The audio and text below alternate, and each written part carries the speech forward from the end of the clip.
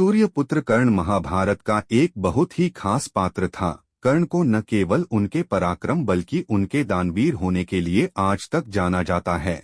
ऐसा माना जाता है कि उनसे बड़ा कोई और दानी नहीं हुआ। भगवान कृष्ण खुद भी कर्ण को सबसे बड़ा दानी मानते थे, लेकिन ये बात अर्जुन को पसंद नहीं थी।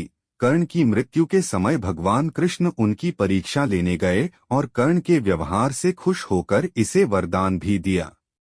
मृत्यु के समय कर्ण से भिक्षा मांगने पहुंचे थे कृष्ण भगवान।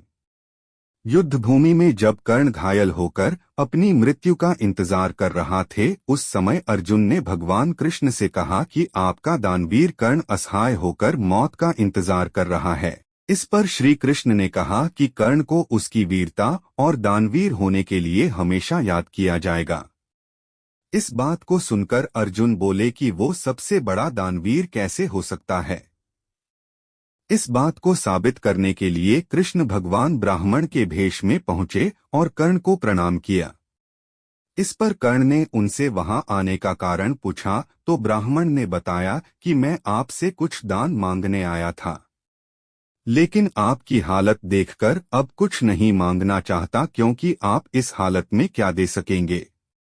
यह सुनकर कर्ण ने पास पड़े पत्थर से अपने सोने के दांत तोड़कर ब्राह्मण को अर्पण कर दिए। इस दानवीरता से प्रसन्न होकर भगवान कृष्ण अपने वास्तविक रूप में आ गए और कर्ण को वरदान मांगने को कहा। कर्ण ने मांगे थे 3 वरदान।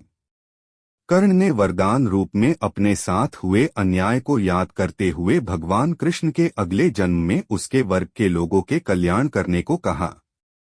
दूसरे वरदान रूप में भगवान कृष्ण का जन्म अपने राज्य लेने को मांगा और तीसरे वरदान के रूप में अपना अंतिम संस्कार ऐसा कोई करे जो पाप मुक्त हो।